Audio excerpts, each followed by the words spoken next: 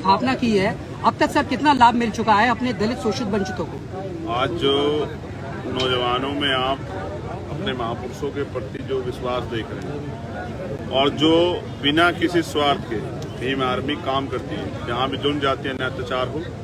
देखो, मैं अभी आगरा से लौटा हूँ, मैं भी आगरा से लौटते हुए एक गांव गया था, वहाँ भीम आर्मी की पाठशाला चल रही है। इस सरकार ने बाबा साहब का जो पहला मूल मंत्र शिक्षित बनो, उसको बहुत कुछ शिक्षा के आधार को कमजोर कर दिया। भीम आर्मी बड़े पैमाने पे शिक्षा के प्रचार प्रसार कर रही है, पढ़ने का काम करती है। उसके अलावा अंधविश्वास, पाखंडवाद जो इस देश को सबसे कमजोर वो भाईचारा जो टूटा हुआ जातिवाद की वजह से, तो जातिवाद को नष्ट कर भाईचारा बनाने का प्रयास भीम आर्मी करती है।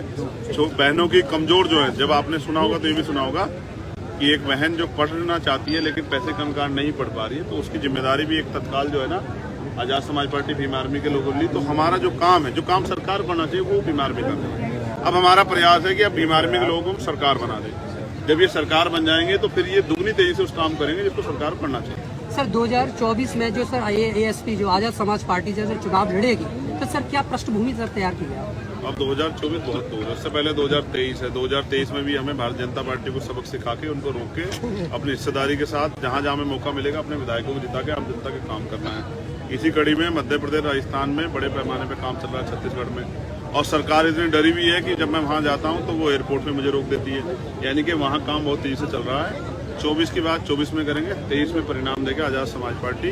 ये दिखाएगी कि आजाद समाज पार्टी अब कोई नई पार्टी नहीं रही। आजाद समाज पार्टी ने अपने काम से, भीम आर्मी काम से अपनी पहचान बना, जनता का विश्वास जीती है। इस तरह से बसपा इस समय इस चुनाव में 0 पे रही, तो क्या कारण मानते हैं उनकी हार का? ये तो बसपा के लोग बता सकते हैं। जिस तरह से मैं उन पे क्यों टिप्पणी इसलिए नहीं करना चाहता क्योंकि उनकी अपनी विचारधारा, अपनी रणनीति है, तो वो फेल हो रहे हैं। देखिए, जब भी मूवमेंट अगर पीछे जाती है, यानी कि आप अयोग्यता को बढ़ावा दे रहे हैं। अब ये जनता को भी सोचना चाहिए।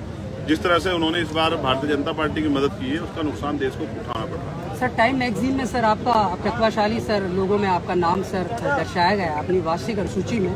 तो सर उस संदर्भ में सर आप एक स्कूल चला रहे हैं दलितों के लिए अपने उधर, तो सर क्या ऐसे स्कूल सर कहाँ एक स्कूल नहीं चला रहा हूँ, कितने सर देश में जहाँ भीम आर्मी, वहाँ हमारे भीम आर्मी पाठशालाएं चलती है, निःशुल्क है।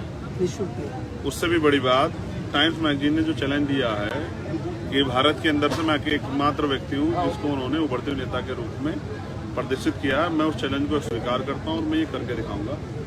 भारत में जो आज गैर बराबरी, अन्य अत्याचार, अंधविश्वास, पाखंडवाद, जनजाति, जो ये बटा हुआ जो भारत है, इसको एकजुट करने का काम जो है ना, वो आजाद समाज पार्टी के बैनर से, भीम आर्मी के बैनर से हम लोग करके दिखाएंगे। सर मंच से अभी आपने सर इस तरीके का आह्वान किया कि हम एक उत्तेजक और जोशीला प्रदर्शन करेंगे अगर सरकार की नीतियाँ दलित विरोधी हुई तो?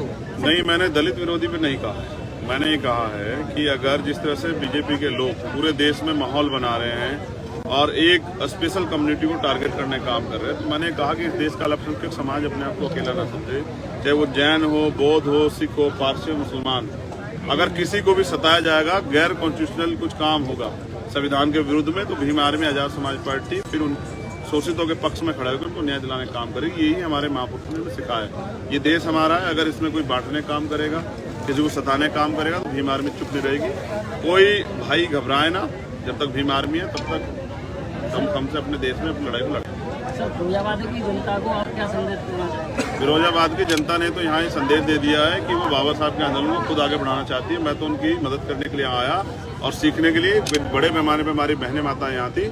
आज मुझे विश्वास है कि जब इस देश की आधी आबादी महिलाएं इस आंदोलन जुड़ेंगी, तभी आंदोलन सफल होगा। धन्यवाद।